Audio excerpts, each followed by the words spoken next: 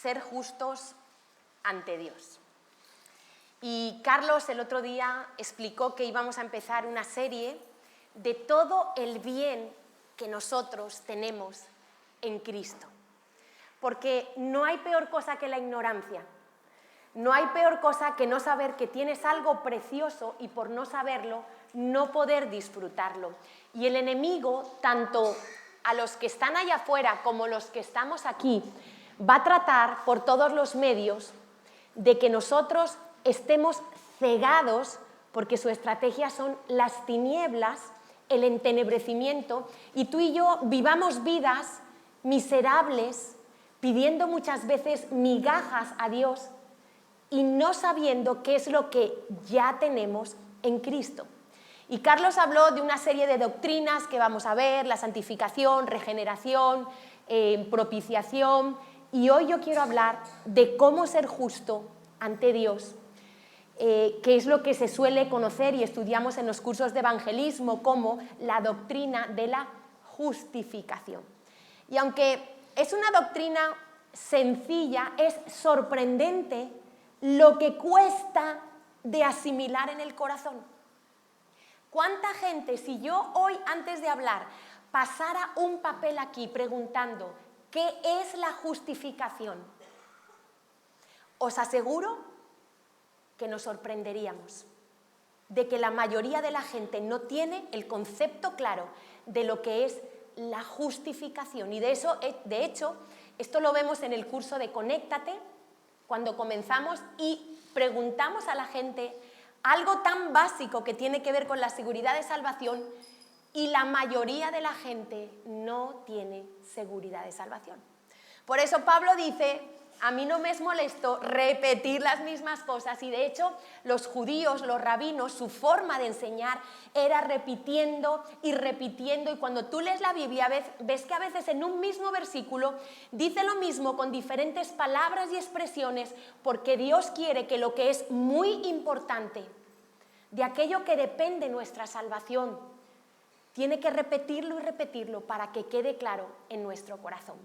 Y el ser humano tiene un gran problema. Todo ser humano, todo bebé, esos bebés tan tiernos que vemos ahí en el carrito cuando nacen, ¿verdad?, en los brazos de su mamá, todo ser humano que nace en el planeta Tierra tiene un gran problema, porque si Dios es bueno, si Dios es recto, justo, santo, puro, tiene que castigar.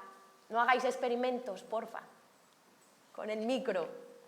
Tiene que castigar el pecado. Y toda la raza humana ha quedado demostrado, y espero que si alguno tiene duda hoy le quede claro, que toda la raza humana sin excepción, cualquier ser humano que nace siendo enemigo de Dios. Suena muy feo, pero el otro día le tuve que decir a una persona, para abrir sus ojos: tú naciste siendo hijo del diablo. Porque esa persona creía que había nacido siendo hija de Dios. Y no hay nadie en el o la Biblia miente, nadie en el planeta Tierra que pueda decir que nació puro, que nació hijo de Dios. La Biblia dice que nacemos siendo, y suena muy fuerte, pero tú necesitas oír esto: naciste siendo hijo del diablo, hijo de pecado, de maldad. Somos enemigos de Dios, estamos bajo su juicio, estamos bajo su ira, somos culpables, estamos muertos. Esta es toda nuestra realidad. Estamos muertos en nuestros pecados y delitos, somos esclavos del pecado, estamos sucios delante de Él. Y esto lo dice Romanos 3. De hecho, el libro de Romanos, que es la carta más profunda de Pablo, la más larga y la más teológica, el tema central del libro de Romanos es la justicia de Dios. Y hoy vamos a ver varios versículos en Romanos. Y dice Romanos 3, del 10 al 12, como está escrito: no hay justo, ni aún uno. No hay quien entienda, no hay quien busque a Dios. Todos se desviaron, a una se hicieron inútiles. No hay quien haga lo bueno, no hay ni siquiera uno. Y en ese uno estás incluido tú. En ese uno estás incluido tú. No hay ni siquiera uno. Ahora, piensa en tu propia vida. No pienses en tu vecino, en tu marido, en tu hijo, en tu papá. Piensa en tu propia vida. ¿Cuántas veces tú has roto la ley de Dios, no solo por acción, sino por pensamiento? ¿Cuántas veces? O sea, yo creo que son millones de veces. No miles, millones de veces. Tan solo un pensamiento te considera culpable delante del santo, del justo, del eterno. Entonces, nosotros tenemos una deuda impagable con Dios. Estamos en bancarrota, arruinados. Nos tenemos que declarar en bancarrota para empezar a entender este asunto. Y si a ti la ley de Dios te está pareciendo muy estricta, te está pareciendo exageradamente exigente, es a causa de tu naturaleza pecaminosa. Porque ya sabéis que Dios dice que el que quiere entrar en el cielo, cumpliendo su ley, que su ley es buena, es justa, es santa, no puede haber transgredido ni una sola vez su ley. Tú puedes cumplir 9 leyes de Dios, pero si transgredes una, la justicia de Dios te declara culpable. Los evangelistas están entrenados en culpable. Muy bien, entonces, si a ti te parece, hombre, Natalia, pero ¿de qué Dios me estás hablando? ¿Un Dios tan justo? Sí, sí, ese es el carácter. Es que Dios es invariable, Dios no cambia, ni en su naturaleza, ni en su esencia, ni en su justicia. Y Dios dice que solo con que tú violes un solo mandamiento de su ley, eres considerado culpable. Y esto nos parece muy estricto porque estamos muy alejados de la naturaleza santa de Dios. Y hay ejemplos que nos pueden ayudar a ilustrar esto. Por ejemplo, si tú en un folio en blanco tratas de trazar una línea con la mano, te parecerá más o menos recta, pero si al lado coges una regla y trazas una línea con la regla, a que te vas a dar cuenta que esa línea está mucho más torcida de lo que tú creías. ¿Sí o no? ¿Cuántos me están entendiendo? Pues veo como un poco... Y te digo una cosa, va a costar esta predicación, porque esta doctrina es de las más importantes.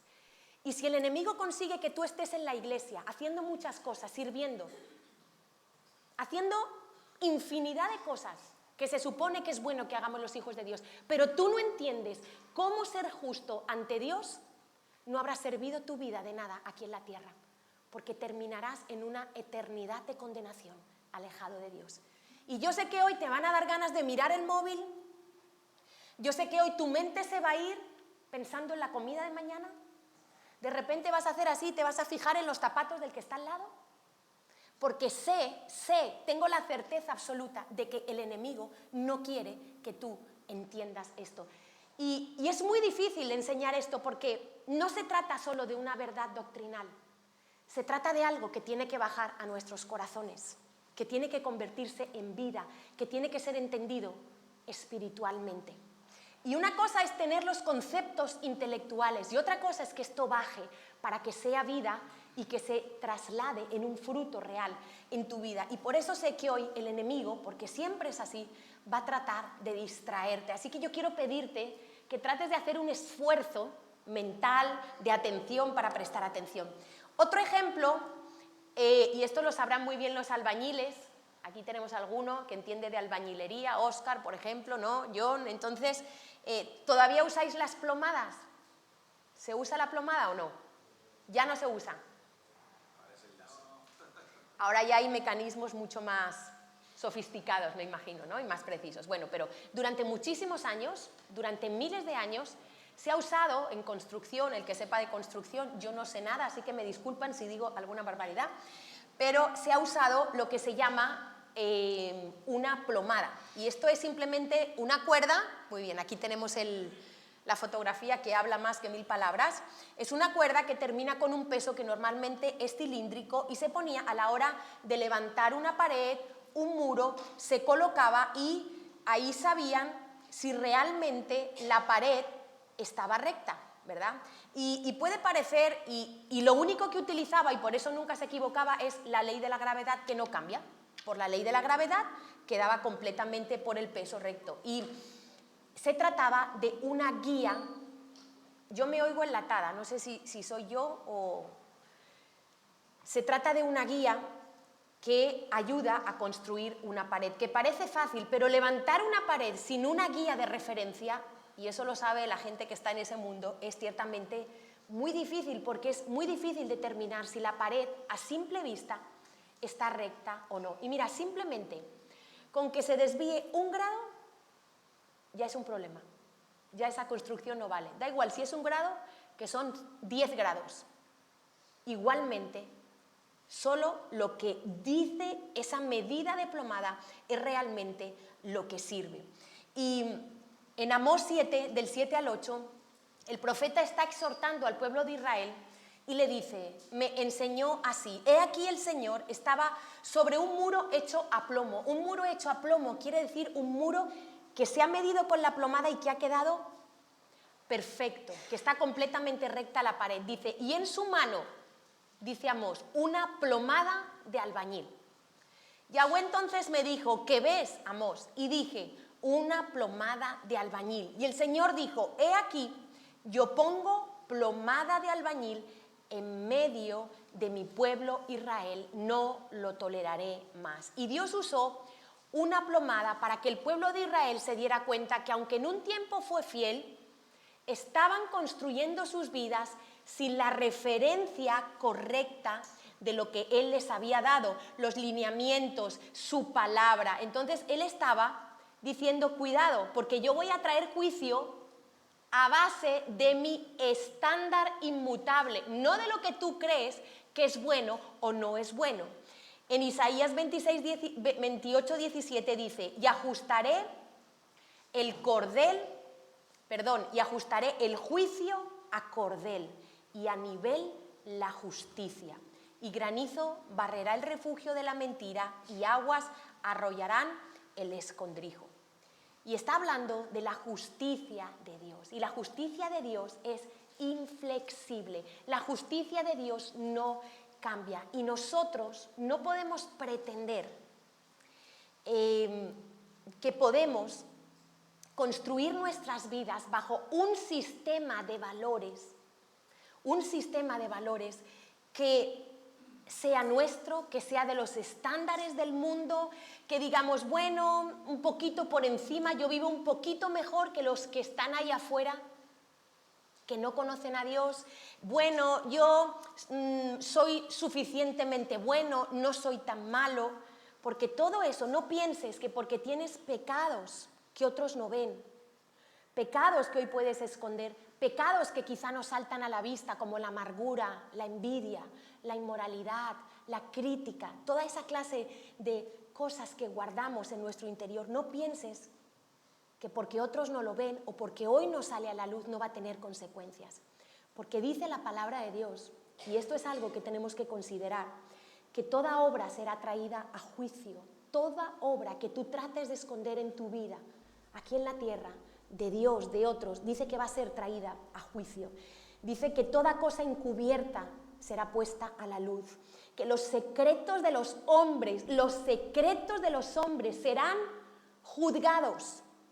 En el día del juicio todo saldrá a la luz.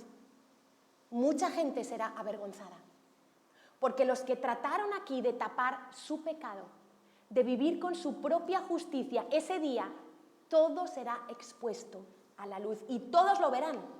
Será un juicio público. No penséis que va a ser uno a uno, íntimo con Dios, va a ser algo público. Y nosotros tenemos que preguntarnos, porque mira, a veces nosotros venimos a la iglesia y es peligroso estar en la iglesia. ¿Sabes por qué es peligroso? Porque hay falsas conversiones aquí. Y hay gente que, por ejemplo, dice, bueno, yo veía pornografía todos los días, ahora solo veo una vez a la semana. Bueno, yo robaba 100 euros a mi jefe todos los meses, ahora solo robo 50. Y creen que esa medida es aceptable y que ha habido un cambio en sus vidas. Y eso no es así, porque nos estamos desviando de la plomada de Dios. Dios dice, no robarás. Dios dice, no pongas cosa injusta, inmoral, delante de tus ojos. Y lo que Dios dice es bueno, que es bueno, y lo que Dios dice que es malo, es malo. Entonces, cuidado con pensar con que yo puedo coger los estándares del mundo y vivir un poquito por encima y pensar que estoy siendo justa delante de Dios. Porque en el día del juicio Dios no te va a juzgar conforme a lo que tú crees que es bueno, lo vamos a ver o no. Entonces, la plomada de Dios es su palabra y Dios a ti y a mí nos mide y nos va a medir con su plomada. Y ni un grado, si hay un grado desviado, ya no sirve. Tú necesitas entender esto. Así nos va a medir porque la ley es recta, la ley es justa y esto necesitamos entenderlo. Mira lo que dice Isaías 64:6. Si bien todos nosotros somos como suciedad, escucha esto, y todas nuestras justicias, es decir, lo que tú consideras que es bueno, lo que tú consideras que es una buena obra de la que te podrías jactar, una buena acción que otros pueden alabar, que Dios puede alabar, dice que delante del Dios Santo, todas nuestras justicias son como trapo de inmundicia. Lo mejor que tú crees que tienes, la obra más loable que tú has hecho en esta tierra, a los ojos de Dios es considerado como un trapo de excremento, de menstruación, de inmundicia, a los ojos del Dios Santo. Tú necesitas hoy empezar a entender la plomada de Dios. No la tuya, la de Dios. No es ser casi, no es,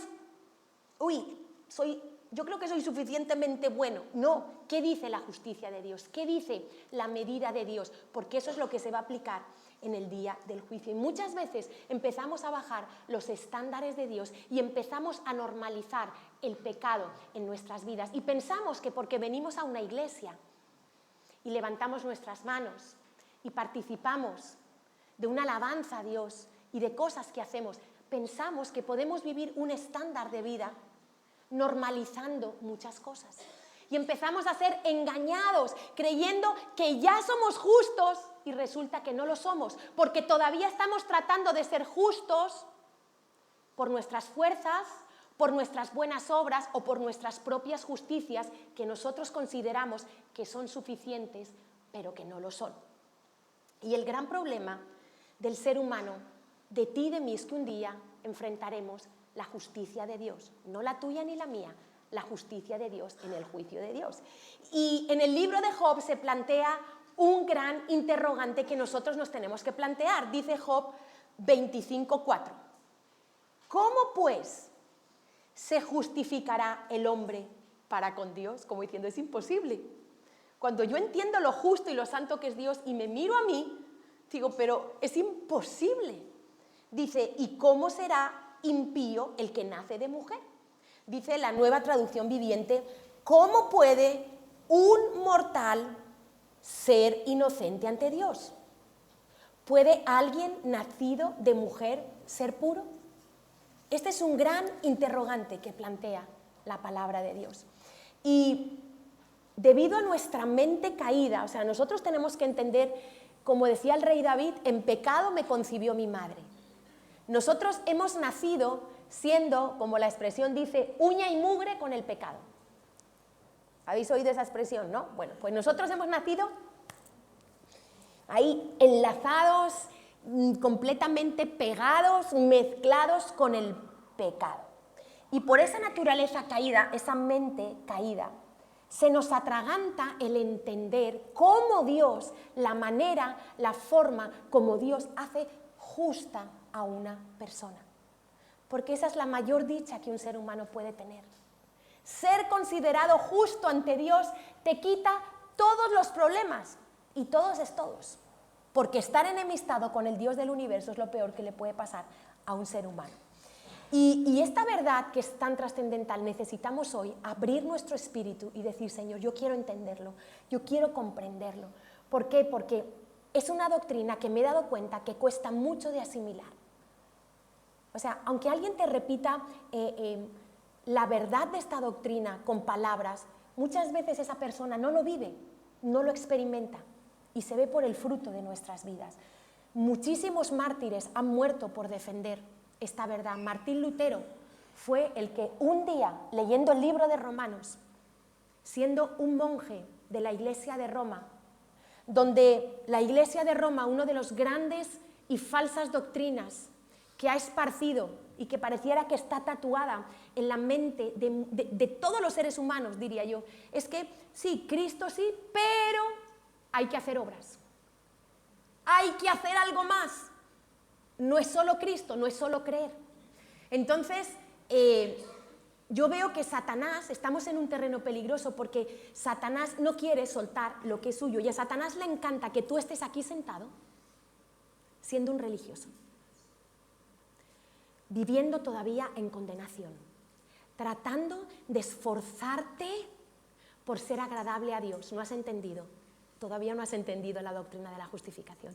A Satanás le encanta que tú estés aquí, sufriendo, creyendo que la vida cristiana es una vida, uy, cómo se sufre, uy, todo el tiempo, el esfuerzo mío. Le encanta a la gente religiosa, a Satanás, porque las tiene en tinieblas, porque creen que son justos y no lo son. Por eso es peligroso estar en la iglesia, si no has entendido esta doctrina.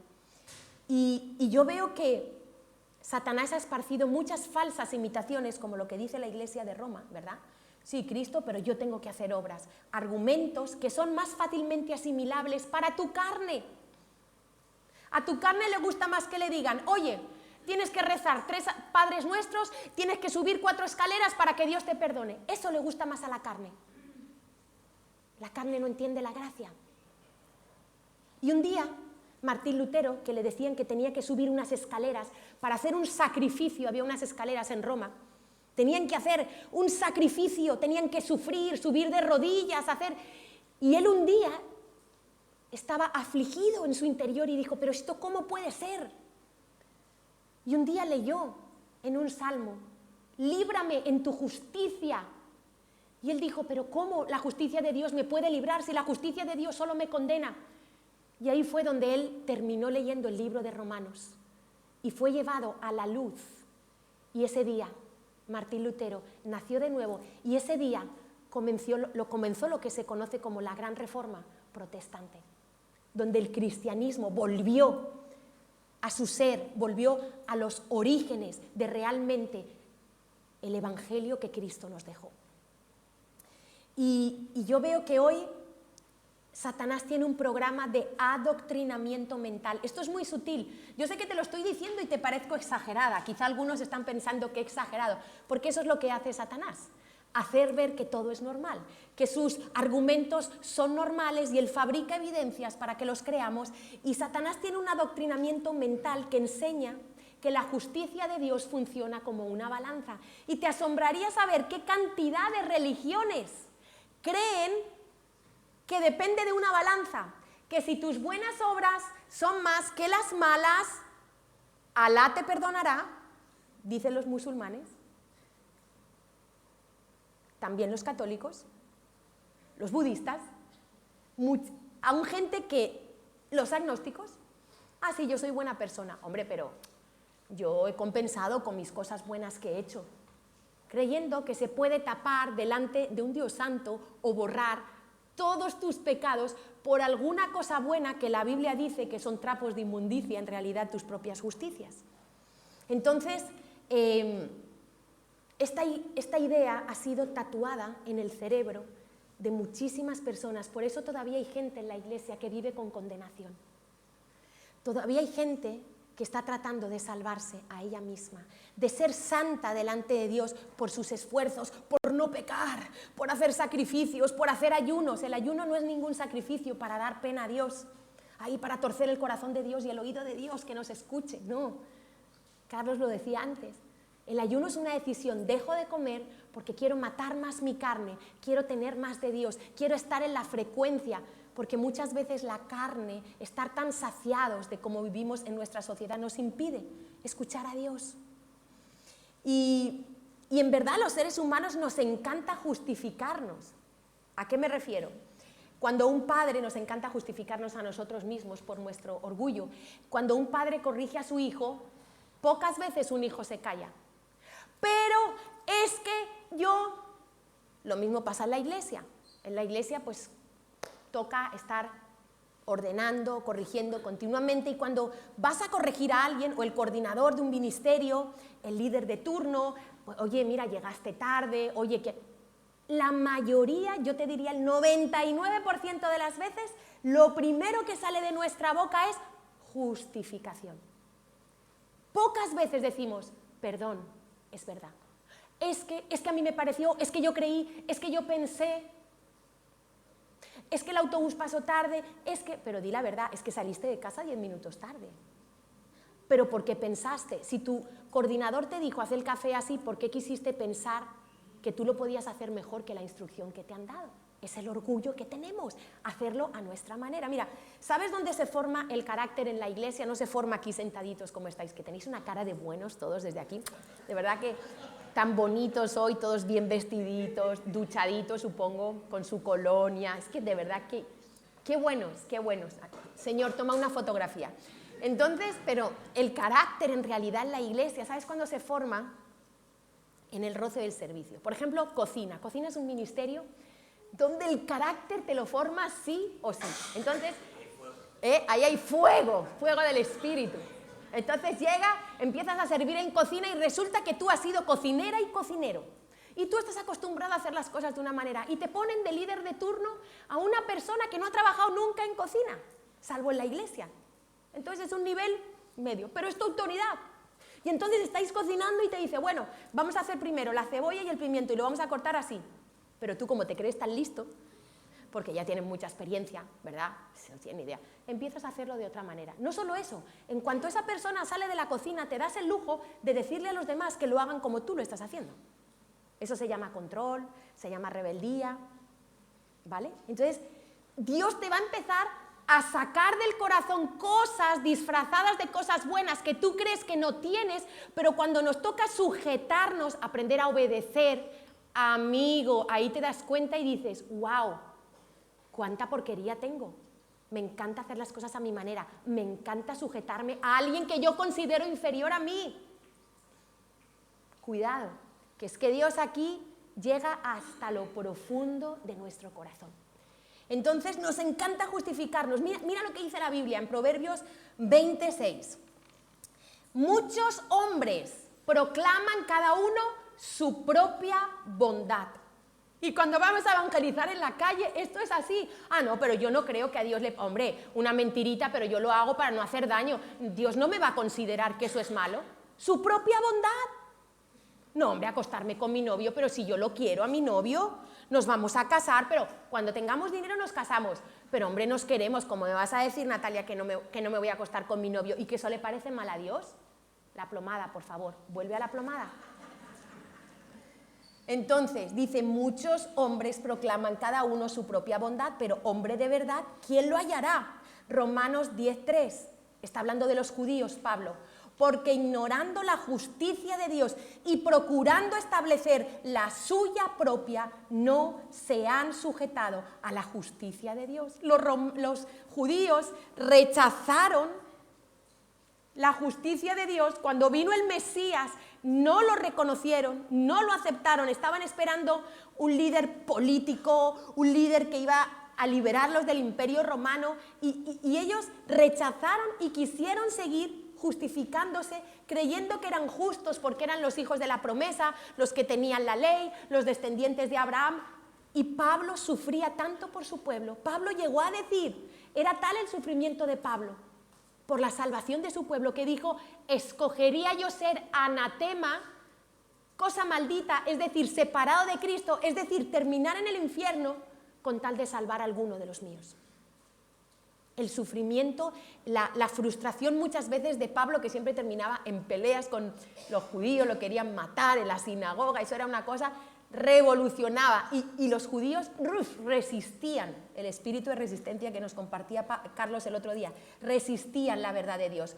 Dice Proverbios 16:2, todos los caminos del hombre son limpios en su propia opinión. Claro, en mi mente carnal, en mi naturaleza, a mí me parece muy limpia mi vida. Dice, pero Yahweh pesa los espíritus, la plomada de Dios. Dios va a medir con su ley justa, invariable, inflexible. Entonces, mira, uno de los principios básicos en justicia es el siguiente. No hay ningún abogado aquí, ¿no? Bueno, entonces, o que estudie leyes, no. Uno de los principios básicos de la justicia es que los culpables deben ser declarados culpables, condenados, ¿vale? Y los inocentes deben ser absueltos o justificados, ¿sí o no? Eso es lo que nosotros esperamos que haga la justicia, aunque ya sabemos que eso no funciona así, ¿verdad? Por lo menos en España y en muchos países, ¿verdad?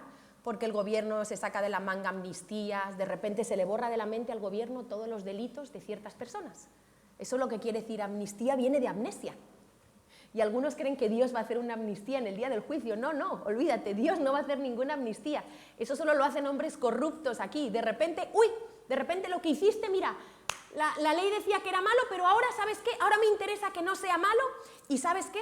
Quedáis indultados por esta amnistía tan maravillosa que yo hago. Y así vamos. Esta es la ley de los hombres. Pero se supone que eso es lo que tiene que hacer la justicia, ¿verdad? Tiene que declarar culpables a los que son condenados y declarar absueltos o justificados a los que son inocentes. Proverbios, vamos a ver que se nos plantea un dilema en la palabra de Dios. Y Proverbios 17:10 dice, el que justifica al impío, es decir, vamos a pensar en jueces, los jueces que justifican al impío y el que condena al justo, ambos son igualmente abominación a Yahweh. O sea, Dios considera algo terrible que alguien justifique al impío, al malvado, al perverso, al que realmente se ha comprobado que lo ha hecho mal y que alguien condene al justo. Pero fíjate el dilema que tenemos aquí. ¿Cómo es posible que Romanos 4:5 dice que Dios justifica al impío? Dios acaba de decir que abomina el que justifica al impío. Y en Romanos 4:5 dice en la segunda parte, después de la coma, dice de aquel que cree en aquel que justifica al impío. Se está refiriendo a Dios. ¿Cómo puede ser que Dios justifique al impío? Tú eres impío, tu bebé es impíito, ¿sí? Tus hijitos son impíitos, tú eres impío, así nacimos del vientre de nuestra madre, y dice que Dios justifica al impío, pero si Dios acaba de decir, ¿cómo Dios va a hacer algo que él aborrece? ¿Qué problema tenemos aquí? A alguno le está saliendo humo en la cabeza. Bueno, pues este dilema se resuelve en el plan perfecto de redención que es el Evangelio. Este dilema lo resuelve el mensaje, la obra que Cristo hizo, porque mira, Dios no tuvo que bajar sus estándares, Dios no tuvo que hacer trampa para declarar justo al impío, Dios no tuvo que cambiar sus leyes, ni bajar su nivel moral, porque la única medida que tú y yo en la que podemos ser justificados es la rectitud perfecta y absoluta. ¿Y sabes lo que Dios hizo? Para eso, Dios no bajó su justicia, sino que Él mismo dejó su gloria, se despojó de toda su eternidad, de toda su gloria y su grandeza, y vino a la tierra y tomó forma de hombre. Dios hecho hombre. No había otra manera. Quiero que sepas que no había, si hubiera habido otra manera, Dios hubiera hecho otra cosa. Es que no había otra manera. Dios tomó hombre, vivió la perfección absoluta, cumplió la ley que tú y yo no pudimos cumplir. Yo me pregunto, ¿cómo sería ser hermano de Jesús? Tú sabes que Jesús tenía más hermanos, ¿no? ¿Tú te imaginas tener el hermano perfecto? Obedecer siempre a tus padres, tener la respuesta perfecta. Tenían que tener una envidia horrorosa, porque ellos con esa naturaleza podrida, pecaminosa, y Jesús siempre haciéndolo todo bien. Qué pereza tener un hermano que lo hace todo bien, ¿o no? Entonces, Jesús fue perfecto, cumplió la ley que tú y yo no pudimos, fue completamente justo como hombre, es el único, no hay nadie, ni la Madre Teresa de Calcuta, cuidado, esos que creen que porque la Madre Teresa de Calcuta abrió cientos de orfanatos en la India y todo lo que hizo, nunca la Madre Teresa de Calcuta podrá llegar al cielo y decir soy justa por los orfanatos que abrí en la India, por favor, por favor. Y dice que Él, el justo, pagó por nuestras transgresiones, pecados, iniquidades en la cruz. Satisfizo la ira justa, porque a causa de que Dios es justo, tenía una ira acumulada contra nosotros por nuestros pecados. Y al derramar su sangre, que eso es la redención, pagar el precio de nuestra libertad, para que ahora le podamos servir a Él. Dice que con su sangre pagó ese precio y todas, escucha esto, todas las demandas de la justicia de Dios fueron satisfechas por el sacrificio de Jesús. Él es tu sustituto. Él tomó tu lugar. Este es el mensaje del Evangelio. Ahora viene la otra parte. ¿Cómo respondes tú a este mensaje? Esto es como Dios lo hizo. Y este plan de redención aparece como un hilo grana rojo en toda la Biblia. Mira, desde Génesis, si vamos a Génesis, en Génesis 3:7, ¿os acordáis cuando Adán y Eva pecaron?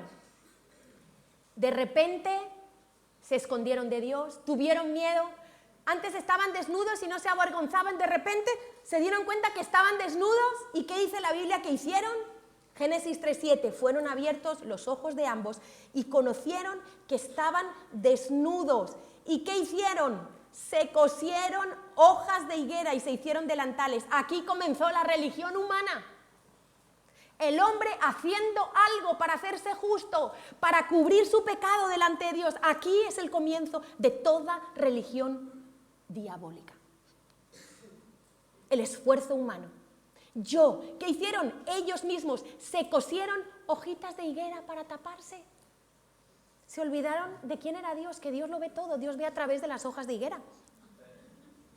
Dios ve a través de tus sacrificios tu pecado. Dios ve a través de tu religiosidad tu pecado. Dios ve a través de esa ropa bonita con la que has venido hoy tu pecado. Lo está viendo los pensamientos que tuviste ayer. Está viendo cuando estabas viendo pornografía con la puerta cerrada de tu habitación. Dios te estaba viendo. Y nosotros tratamos de cubrir con nuestra religiosidad, aún dentro de la iglesia. Pero mira lo que hizo Dios. Génesis 3:21.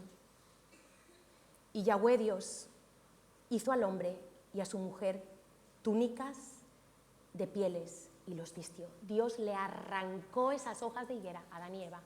Cogió un animal, probablemente delante de ellos, y probablemente fue un cordero, considerado un animal puro. Dios clavó el cuchillo delante de ellos y ellos vieron brotar la sangre del animal. Para que ellos supieran que su transgresión, porque te digo una cosa, hay una diferencia entre pecar y transgredir. Te lo explico. Nosotros por naturaleza somos pecadores y sin ningún esfuerzo pecamos aun sin darnos cuenta. Pero otra cosa es que tú vas caminando por el campo, ¿verdad? Y hay una finca. Y hay un cartel y dice no pasar y tú lo pasas. Eso es transgredir. Y tú ya sabes muchas cosas, ¿verdad? Aquí has tenido la oportunidad en la casa de Dios de saber muchas cosas. Y otra cosa es el que va por el campo y el cartel está allí borroso y no lo lee y no lo ve y no se da cuenta y traspasa esa finca privada. No es lo mismo. Va a haber consecuencias, pero no es lo mismo. Dios ve que el corazón es... ¿Entendéis o no? Es más grave la transgresión, porque al que sabe hacer lo bueno y no lo hace, él es pecado. Cuando tú ya sabes y lo traspasas, eso es lo que la Biblia llama transgresión. Y Adán y Eva transgredieron. Dios, tan bueno y generoso, les da miles de árboles. Y por cuanto es Dios, se reserva y dice... Esto, que podría representar el diezmo, este árbol es mío, no lo toques, no te quedes con el 10%, que es mío, no me robes. porque Dios es Dios y tiene el derecho. Y le dice de todos estos árboles, y justo del único. Como si tú pones aquí un niño, dejas 10 objetos y le dices, solo este no lo puedes tocar, ya sabes a por cuál va a ir. No le va a dar ganas de tocar ningún otro. Esa es nuestra naturaleza rebelde. Ese pulso con la autoridad siempre, ¿no? Yo a mi manera y escondiéndome, y entonces el niño cuando ve que no miras estira la mano y hace así, cuando ve que miras hace así, y ahora que tenemos cámaras con los niños lo comprobamos, vamos. O sea, yo cada vez certifico que la Biblia, vamos, ni una jota ni una tilde, vamos, impresionante. Cuando Mariana les da una instrucción y cierra la puerta, y se va, y cómo vemos la naturaleza pecaminosa en acción en los niños, ¿sí? Entonces, cuanto más en los adultos. Entonces, dice que Dios, ¿qué le quería decir? Dios, ahí está hablando, ese cordero que mató, y Dios los cubrió con sus pieles, nos estaba hablando ya del sacrificio de Cristo. Ese es el cordero que mucho tiempo después, en Juan 1:21, Juan el Bautista, se acercó Jesús a él y dijo, he aquí el Cordero de Dios que quita el pecado del mundo. Y ahí Dios ya tenía su plan, por eso todavía todo un sistema de sacrificio para el pueblo de Israel, preparando Dios a su pueblo para que entendiera cuando Él viniera el sacrificio, y aún así costó que Él iba a hacer. Conclusión. Para que nos centremos, la justificación, para los que toman nota, es la respuesta de Dios a la fe, y explico esto, a la fe genuina. Primero lo defino, es la respuesta de Dios a la fe genuina cuando crees lo que dice el Evangelio. ¿Qué es la fe genuina? Creer lo que dice el Evangelio. Y cuando tú lo crees, Dios te responde haciéndote justo. Repito, es la respuesta de Dios a la fe genuina, y la fe genuina es cuando crees lo que anuncia al Evangelio. Y el Evangelio anuncia, ¿qué anuncia el Evangelio? Que el único camino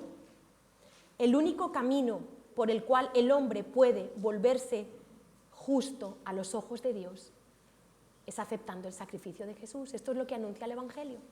Que no puedes añadir nada, ni quitar, ni poner, solamente aceptando.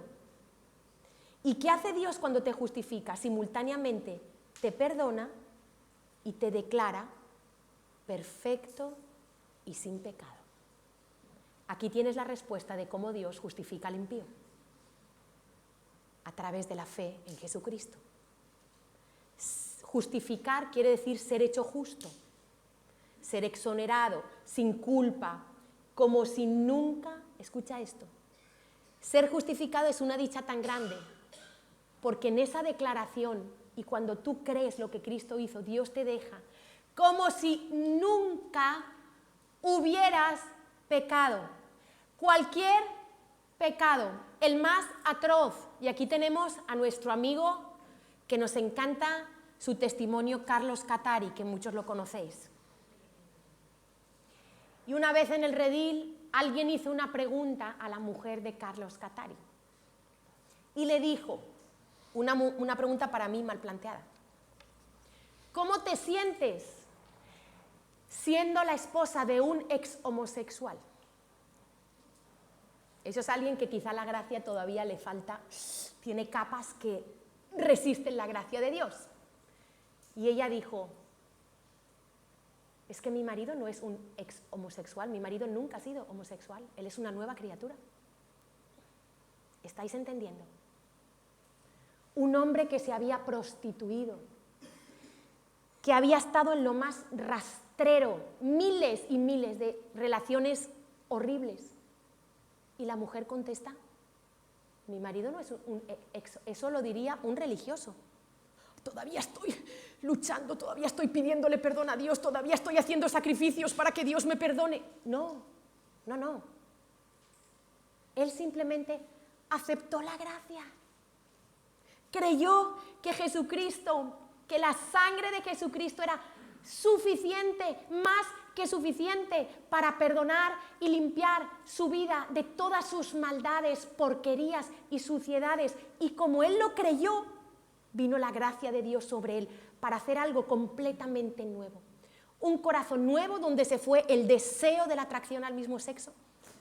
Un corazón limpio, un sentimiento nuevo, una vida nueva, una nueva atracción hacia el sexo opuesto, por eso se pudo casar. Y donde disfruta de un buen matrimonio porque él era otra persona. ¿Lo estáis entendiendo? Esa es la gracia de Dios. Pero los religiosos se rasgan las vestiduras. ¡Uy! ¿Pero será que es así? ¿Pero sí será que eso puede ser? Somos muy religiosos. Todavía vemos el pecado muy grande y la gracia de Dios muy pequeña. Y cuando tú entiendes la gracia, ya el pecado no es un problema. Ya el diablo con sus exageraciones a mí no me engaña, porque la gracia de Dios, donde abundó el pecado, sobreabundó la gracia. Y tú tienes que ver abundando la gracia de Dios en toda tu vida, en toda tu forma de vivir y de ser. Y ese estado legal que Dios te declara perfecto y sin pecado es para siempre. Natalia, y si peco, sigue siendo justo, sigue siendo santo. Ojo, aquí entra el conflicto que Pablo lo trató en Gálatas, porque Romanos y Gálatas son dos cartas complementarias. Entonces dice, bueno, entonces la ley la tiramos a la basura y hacemos lo que nos da la gana. No. El que de verdad ha conocido la gracia, se le quitan las ganas de pecar. Y como es Cristo, porque es un intercambio viviendo en Él, Cristo tiene el poder para vencer el pecado. Yo no, pero si yo le dejo a Cristo y entiendo que Él me sustituyó en aquella cruz, es un intercambio. Mi miseria por su gracia, mi pecado por su gracia. Entonces, como dice Pablo, ya no vivo yo, ya no es mi carne la que reina. Esa antigua naturaleza está crucificada y muerta. Esa ya pasó. Ya no vivo yo, más Cristo vive en mí. Por eso, cuando una persona ha recibido la gracia, no es que no vuelva a pecar, ojo, pero es muy diferente. Uno a veces peca porque, es verdad, estamos en un mundo caído, hay presiones, hay días malos, pero cuando uno peca se da cuenta enseguida. Se da cuenta enseguida y le duele pecar y dices, Señor, perdóname. Y al instante Dios te perdona, no tienes que venir a la iglesia, no tienes que dar una ofrenda especial. Tú le pides y confesamos nuestros pecados. Dios, 1 Juan 1:9, es fiel y justo para perdonarnos y limpiarnos. ¿Dice que tienes que hacer algo? Por favor, dejemos esos sacrificios baratos. Entonces, para siempre, la justicia de Dios se nos aplica a nosotros. Esa es la justicia de Dios. Romanos 1:17, porque en el Evangelio la justicia de Dios se revela por fe y para fe. La clave es creer. La fe sella el pacto que Dios hace con nosotros. Cuando a una persona se le anuncia el Evangelio y cree, por eso yo siempre digo, a lo mejor uno no entiende, pero yo siempre digo que para mí donde se define lo que es cada persona es cuando se le anuncia el Evangelio. Puede haber una persona terriblemente mala y puede haber alguien aparentemente bueno. Voy a poner este ejemplo. Y el malo malísimo acepta por la fe el Evangelio, se humilla y se vuelve a Cristo. Y el que no es tan malo, es un ciudadano correcto, buen padre, rechaza el Evangelio. Ese es el verdaderamente impío, perverso, malvado, el que recibirá el castigo eterno, el que rechaza. Y para mí ahí se define lo que es cada persona. Y no deja de asombrarme como en la cruz un ladrón aceptó la gracia y el otro la rechazó, estando en igual condición. Me asombra porque el corazón es un misterio. Me asombra por qué unos abrazan la gracia y otros la desechan. Se creen buenos, no se creen tan malos, creen que con su propia justicia, vestidos de sus harapos, se podrán presentar delante de Dios porque no han matado a nadie, ni han robado. pero con cada pensamiento de odio has matado delante de Dios. Cada vez que has visto pornografía le has sido adúltero a tu esposa o adúltera a tu esposo. Y este es el Evangelio. Fíjate lo que dice David en boca de Pablo, recordando el rey David, Romanos 4, del 6 al 8. Como también David habla de la bienaventuranza del hombre a quien Dios atribuye justicia sin obras. Justicia sin obras, por favor. Rompamos las herejías. Justicia sin obras, diciendo, bienaventurados aquellos cuyas iniquidades son perdonados y cuyos pecados son cubiertos. Bienaventurado el varón a quien el Señor no inculpa de pecado.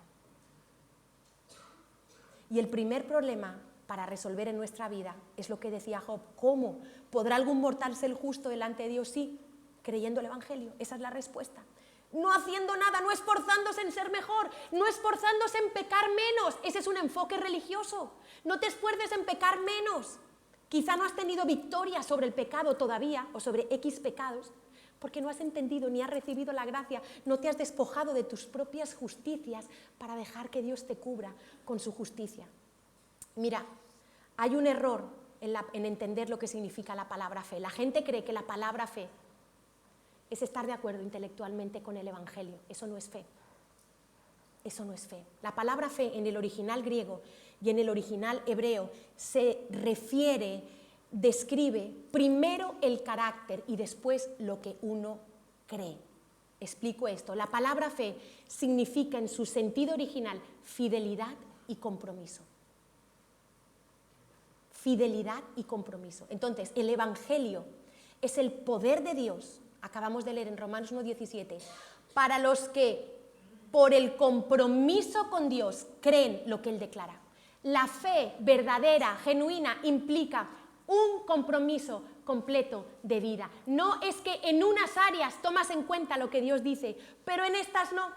No, mi economía que nadie me la toque. Yo que soy contable, yo que manejo mi dinero, me van a decir a mí, Dios me va a decir a mí que yo tengo que dar diezmo, ofrenda. No. No has hecho un compromiso. ¿Que yo me tengo que casar? No, yo ya llevo 15 años con este hombre, con esta mujer. ¿A qué me voy a casar yo ahora? Y ahí vamos. Y la verdadera fe es una vuelta. Somos nosotros los que nos tenemos que volver a Dios, no Dios a nosotros. Implica compromiso. Porque ¿sabes qué? Si quitamos el compromiso, ¿sabes lo que tenemos? Una fe rancia, una fe disecada, una fe seca que no da los resultados y los frutos que tiene que dar. Por eso muchas vidas están secas. Por eso mucha gente dice, ¿esto es la vida cristiana? No veo a Dios por ninguna parte, no veo el poder de Dios. Claro, porque no te has dado la vuelta. Estás así, aquí está Dios. Tú vas caminando así. Y tú has hecho esto. ¿Te has quedado aquí? No vale aquí. Tienes que girar del todo. Toda tu vida. Todo. Tu vida sexual, tus finanzas, tus emociones, tu trabajo, tus hijos, tus pensamientos, la manera como vives. Todo se tiene que volver a Dios. Si no, no es fe verdadera. Yo quiero tocar hoy una campana, que tú oigas, por favor. Porque cuánta gente hay que está aquí sentada con su propia justicia,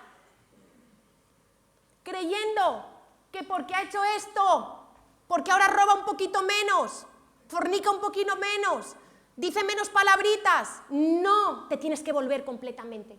Y tú dirás, pero ¿cómo es posible si yo no puedo? Claro, es que tú no puedes, es que te tienes que rendir a Cristo.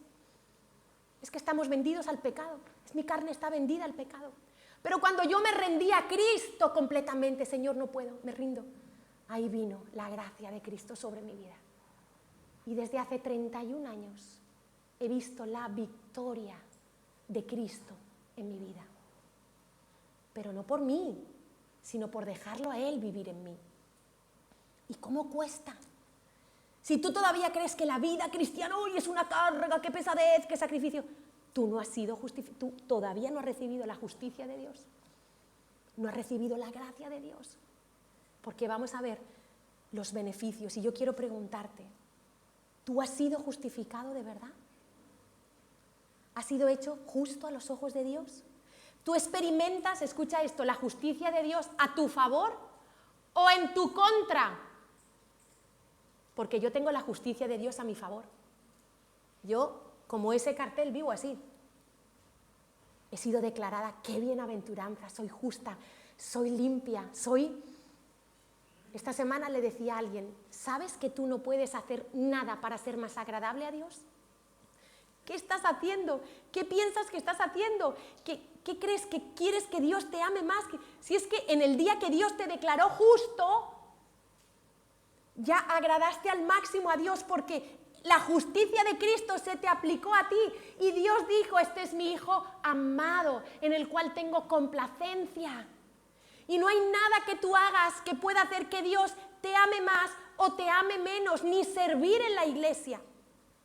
En el momento, el día que tú recibiste el Evangelio, ese es el día que tú agradaste a Dios. Fuiste con la justicia de Cristo y Dios dice, ¿cómo me complazco? Porque cuando Dios me mira a través de Jesús. Porque cuando se presentaba el sacrificio, antiguamente en el Antiguo Testamento, el sacerdote no miraba la ropa del que iba a presentar el sacrificio, podía estar sucia, polvo en los zapatos, miraba el sacrificio, miraba que no estuviera enfermo, que tuviera todas las pezuñas no, que estuviera sano, el de pezuñas era impuro, lo que presentara, el palomino, el corderito. El sacerdote no se fijaba en la persona, se fijaba en el corderito. Hoy tiene que pasar algo en tu interior, hoy se tiene que romper esa religiosidad que no te ha dejado caminar en libertad, ser lo que Dios estableció que tú tenías que ser. Entonces ya no puedes hacer nada, es que no es nada. ¿Sabes lo que más le agrada a Dios? La fe. Sin fe es imposible, no dice sin pecado. Dice, sin fe es imposible agradar a Dios. Y a Dios se deleita en las personas que hacen menos, pero creen más. Y uno vive en esa gracia y uno dice, ¿y este? Que parece que es más atolondrado, más tonto y mira, todo le sale bien. Pues sí. Y el otro que es más listo, más guapo, que tiene estudio, que se esfuerza y todo le sale mal. La gracia. La gracia. Yo quiero vivir en la gracia. ¿Has sido justificado? ¿Tienes la justicia de Dios a tu favor? ¿Disfrutas del perdón de Dios? ¿Estás todavía esforzándote por ser más bueno? ¿Por pecar menos? No has entendido lo que significa, cómo Dios te hace justo. Y mira, la principal bendición del Evangelio, la principal, es que nos trae justicia. Porque solo a través de la justicia tú puedes recibir el resto de las bendiciones de Dios. ¿Tú crees que Dios va a dar sus dones a los impíos? No. Dios no puede dar sus dones a los injustos, a los impíos, pero cuando tú leas en la Biblia, los justos no son los que son justos por ellos mismos. El justo por la fe vivirá, son los que han sido considerados justos por creer lo que Dios hizo. Y mira, quiero darte para terminar 5 beneficios, porque yo seguiría hablando otra hora más, pero tranquilos que no lo voy a hacer. Porque este tema es que no terminaría nunca, es una cosa, y yo entiendo que muchos en su corazón tienen todavía muchas barreras que tienen que derribarse hoy. Mira, lo he puesto en un orden, no tiene que ser ese orden, pero ese es el orden. 5 beneficios de ser hechos justos, de ser justificados. Número 1, paz. ¡Qué regalo la paz! Romanos 5:1. Justificados pues por la fe, tenemos paz para con Dios por medio de nuestro Señor Jesucristo. ¡Qué regalo! Vivir en nuestros hogares, vivir en medio de este mundo caótico, loco, y tener paz en tu interior, eso no tiene precio. Poder disfrutar de la vida porque sabes que tus cuentas, sabes que te puedes morir ahora mismo. Estás en paz con Dios, tienes las puertas abiertas del cielo. ¡Qué regalo! La paz no es ausencia de problemas, por favor. Vivimos en un mundo lleno de problemas, lleno de tribulaciones, de cosas terribles. Pero tener paz, ¡qué regalo! La paz solo, y yo te pregunto, ¿tienes paz con Dios? Porque si no tienes paz con Dios, es porque todavía no has sido justificado, todavía no te has rendido a creer el Evangelio y estás resistiendo lo que Cristo hizo. Por favor, no desprecies el sacrificio de Cristo. Número 2, somos salvos de la ira, porque va a venir una ira terrible sobre la tierra, terrible. La ira de Dios se ha manifestado en diferentes épocas de la historia, pero lo que queda por venir, dice que la copa de Dios está a punto de rebosar. Dice, porque, pues mucho más, dice Romanos 5:9, estando ya justificados por su sangre, por él seremos salvos de la ira. Tercer beneficio, vida eterna y salvación. Mira, Romanos 5:17 nos habla del don de la justicia. Primeramente, la justicia es un don. ¿Sabes por qué? Porque todo lo ha iniciado Dios. La salvación la ha iniciado Dios. La salvación solo puede venir de Yahweh. La salvación no la iniciaste tú. Yo estoy aquí, no porque busqué a Dios. Yo estaba escondiéndome de Dios. Yo estaba lejos de Dios. Yo estaba huyendo de Dios como Adán y Eva. Pero Dios me buscó incansablemente. Tú estás aquí por iniciativa 100% de Dios. La salvación viene de Él. El don de la justicia viene de su iniciativa de amor. Yo le amo porque Él me amó primero. Y dice Romanos 5:17, habla del don de la justicia. Y después, Romanos 6:23 habla del don de la vida eterna. No podríamos tener el don de la vida eterna si Dios no nos ha considerado justos delante de sus ojos. Isaías 61:10 dice, en gran manera me gozaré en Yahweh, mi alma se alegrará en mi Dios, porque me vistió con vestiduras de salvación. Dice que los justos están hermoseados por el gozo de la salvación. Y hay una belleza especial en aquellos que nos sabemos justos delante de Dios. Es una belleza que traspasa los cánones físicos. Es algo que se desprende. Dice, me vistió con vestiduras de salvación, me rodeó de manto de justicia, como a novio me atavió y como a novia adornada con sus joyas. ¿Tú has sentido esto alguna vez? ¿Tú has sentido que Dios ha traído sobre ti vestiduras de salvación y manto de justicia? Cuarto, gozo, que también tiene que ver con este versículo que hemos leído. Pero mira lo que dice Romanos 14:17, porque el reino de Dios no es comida ni bebida, mira el orden, sino justicia, paz y gozo en el Espíritu. Esto es el reino de los cielos, es vida. Lo sientes, lo experimentas, lo vives, lo proclamas. Y quinto, por cuanto hay justificación para siempre, nunca más hay condenación. Estábamos condenados, nacimos condenados, vendidos al pecado. Pero dice Romanos 8:1, y Romanos 8 es la conclusión de todo lo que Pablo expone desde el 1 al 7, que es todo la justificación. Y dice Romanos 8:1, ahora pues, ninguna, por favor, taládratelo, ninguna condenación hay para los que están en Cristo Jesús, los que no andan conforme a la carne, sino conforme al Espíritu. Tienes que soltar tu propia justicia para dejar que la sangre de Jesús te imparta la justicia de Dios. Y mira, y cuando el diablo viene y me acusa, porque sabes que el diablo viene y le encanta acusarnos, el hobby del diablo es acusarnos delante de Dios. Dice que día y noche el acusador de los hermanos lo hace. Como cuando con Job se presentó delante de Dios para acusar a Job. Ah, claro, como no, Job no te va a servir, mira todo lo que tú le haces, mira tus bendiciones. Y cuando el diablo viene y me acusa y me dice, mira todo lo que has pecado, yo digo, correcto, me pongo de acuerdo con mi adversario hasta ese punto, sí, todo eso lo hice yo. Todos esos pecados yo los he cometido, pero ahora busca, que estoy bajo la justicia de Cristo, busca si encuentras alguna falta, no vas a hallar ninguna. ¿Estás entendiendo? Yo soy una nueva criatura, yo soy una nueva naturaleza, yo tengo la naturaleza divina dentro de mí. Por eso vivo en gozo, en paz, en victoria, sin condenación. No hay condenación. Y yo le digo, busca a ver si encuentras algún pecado, que no vas a encontrar ninguno.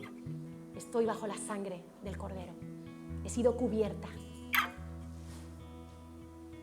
¿Por qué nos complicamos tanto la vida? ¿Qué te está impidiendo? Quiero invitarte a que cierres los ojos y quiero leerte algún versículo. Me gustaría que trataras de pensar quizá ahora lo entiendes mejor esto que voy a leer. Lo explica Pablo en Romanos 3, a partir del 21. Dice, pero ahora, aparte de la ley, porque el fin de la ley era llevarnos a Cristo, aparte de la ley se ha manifestado la justicia de Dios, testificada por la ley y los profetas. Desde hace muchos años Dios había hablado esta justicia. Dice, la justicia de Dios por medio de la fe en Jesucristo, para todos los que creen en Él, porque no hay diferencia. Hoy tú puedes creer, por cuanto todos pecaron y están destituidos de la gloria de Dios. Escucha esto, siendo justificados gratuitamente, por favor, gratuitamente, por su gracia. Parece una redundancia, pero Pablo necesita que lo escribió para que tú y yo entendiéramos. Siendo justificados gratuitamente por su gracia, mediante la redención de Jesús.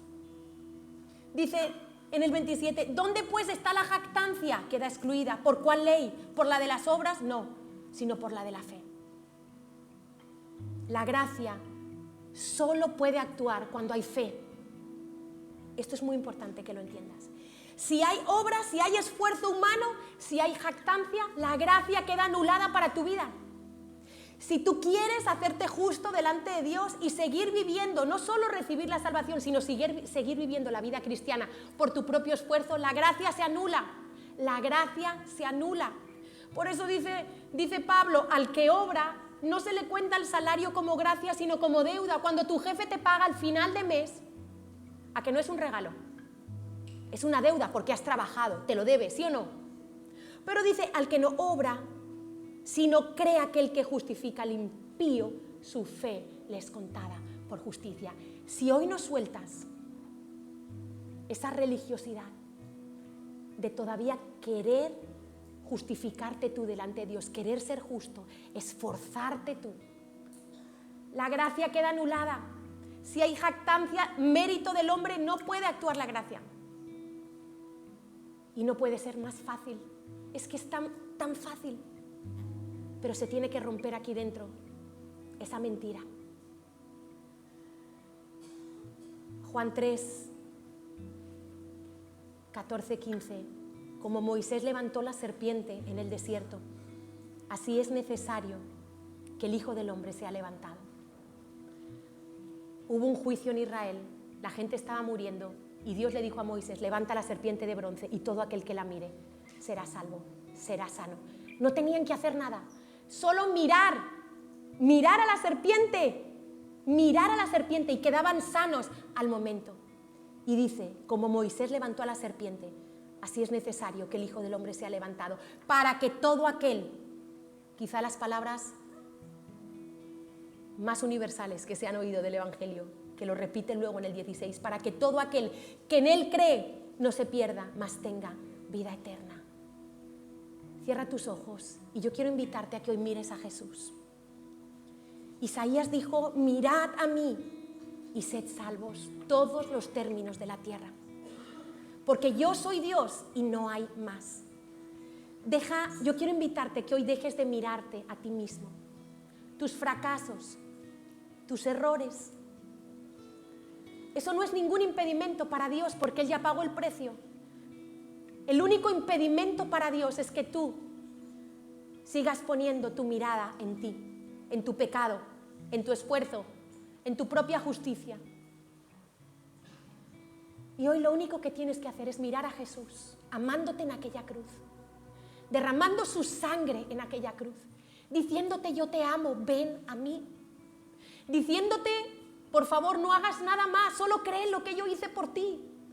Mira a Jesús, solo tienes que mirar ese sacrificio tan extremo, donde toda la ira y el castigo que tú merecías, Jesús la tomó por ti. Y cuando tú lo crees, Él te declara justo, Él te declara limpio. Caen las vestiduras de suciedad, de justicia propia, y Él te quiere colocar vestiduras de salvación, te quiere colocar un manto de justicia, porque su palabra sigue siendo la misma. Mira a Jesús, contempla su gracia.